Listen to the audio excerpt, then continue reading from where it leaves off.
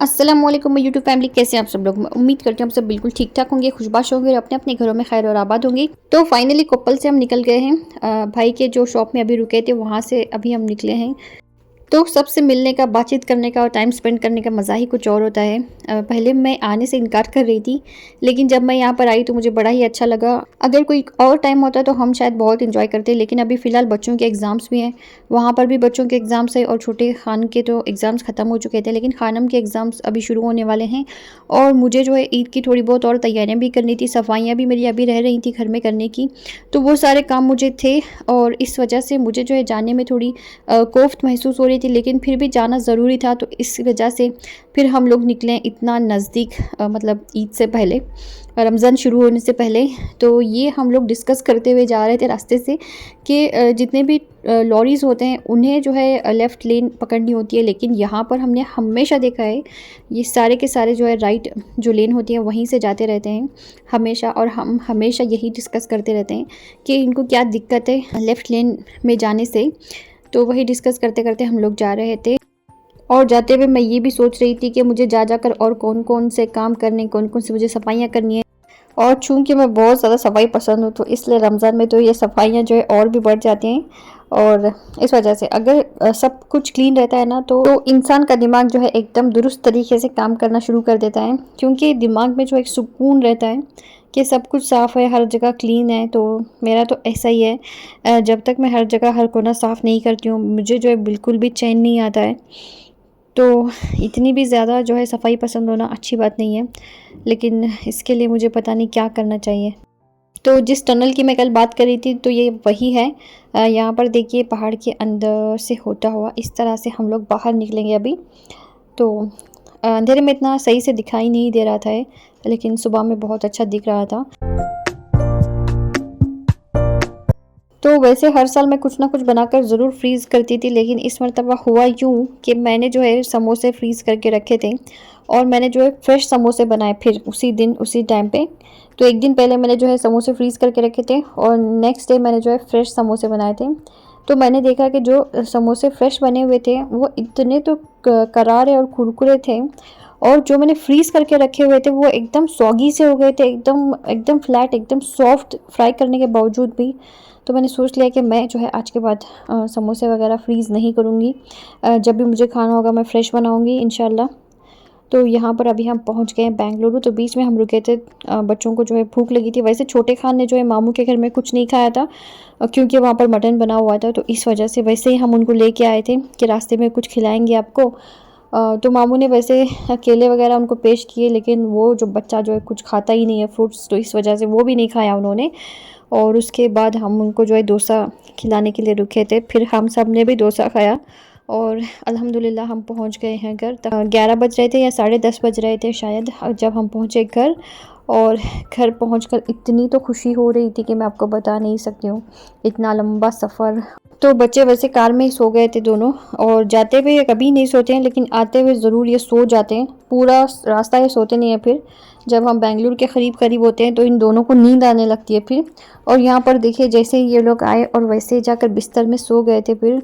और हमने भी मुँह हाथ धोया, कपड़े वगैरह चेंज किए और उसके बाद हम भी सो गए थे थोड़ी देर के बाद। तो जब भी मैं घर आती हूँ सबसे पहले मैं किचन में आती हूँ और मैं चेक करती हूँ कि कोई कॉकरोच वगैरह तो नहीं आया, क्योंकि जब भी हम घर बंद करके जाते हैं एक दो कॉकरोच तो यहाँ पर ज़रूर गिरे हुए मिलते हैं, बड़े बड़े। तो मैं चेक कर रही हूँ कि कहीं कोई कॉकरोच तो नहीं गिरा है, और अल्हम्दुलिल्लाह कोई कॉकरोच नहीं था, कुछ भी नहीं था। सब जगह मैंने अच्छी तरह से चेक कर लिया आगे पीछे। और यहाँ पर सबसे पहले मैं पानी पीऊँगी, क्योंकि पानी की प्यास जो है बड़ी शिद्दत से मुझे लगती है जब भी मैं कहीं से जाकर आती हूँ।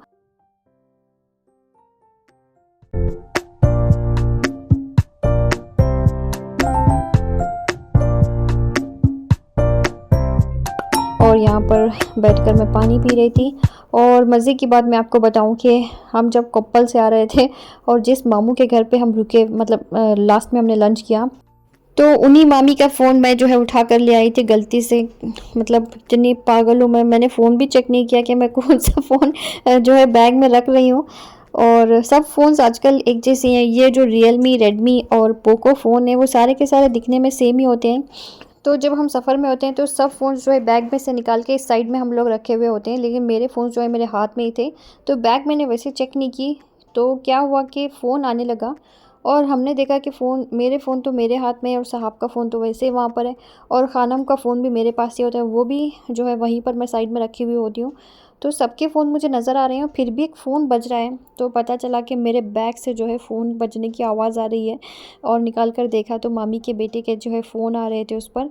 फिर हमने जो है माज़रत कर ली उनसे और बहुत ही मुझे जो है क्या कहते हैं शर्मिंदगी फ़ील हो रही थी कि मैं जो है इतनी दूर मतलब बेंगलुरु को उनका फ़ोन लेके आ गई हूँ और क्या कर सकते हैं फिर।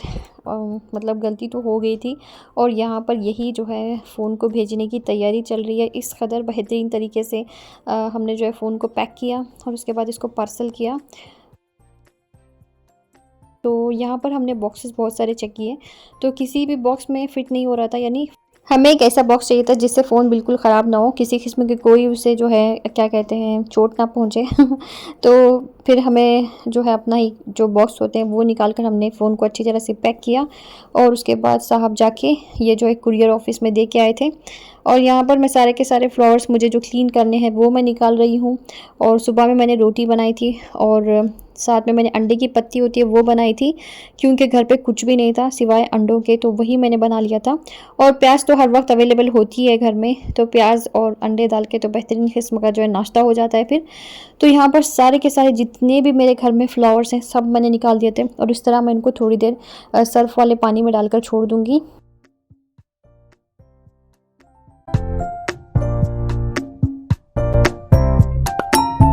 तो यहाँ पर मेरी मेड भी आ गई थी, तो चाय बना रही थी मैं मेरे लिए और उसके लिए।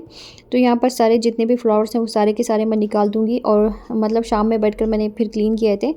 मैंने डाल दिए थे लेकिन मुझे और भी घर के अंदर काम थे, तो मैंने इनको जो है ज़्यादा ध्यान नहीं दिया क्लीन करने पर, तो वैसे ही मैंने रखे थे। और यहाँ पर सारे के सारे पॉट्स सब कुछ लेकर आ गई हूँ मैं, अभी बैठकर मैं इनको क्लीन करूँगी। और क्लीन कुछ करना नहीं होता है इनको, ये तो मैंने सर्फ में डाल दिया है, बस मैं इसको पाक पानी से धोऊंगी, बस ये हो गया है, क्योंकि इस पर सिर्फ धूल होती है, कोई दाग वाग नहीं होते हैं तो जल्दी से साफ़ हो जाते हैं फिर।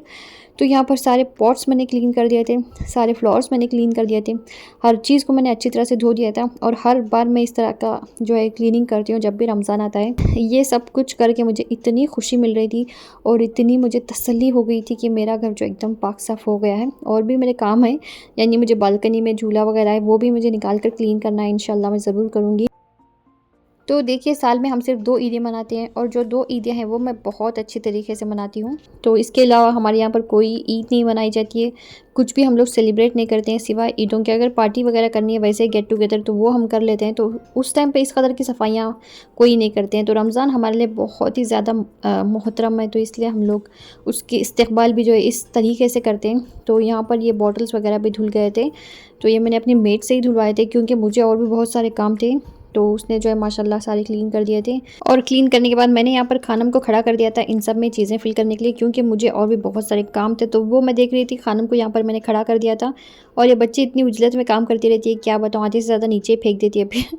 तो ये था आज का मेरा बड़े ही मज़े का वीडियो। तो आज का आपको मेरा ये वीडियो अच्छा लगा ज़रूर बताइएगा, अपनी दुआओं में याद रखिए, लाइक शेयर और सब्सक्राइब भी ज़रूर कीजिए। अल्लाह सबको सेहत और तंदुरुस्ती दे, हर बलाएं आफत और मुसीबतों से बचाएं, आमीन सुम्मा आमीन। अस्सलाम वालेकुम।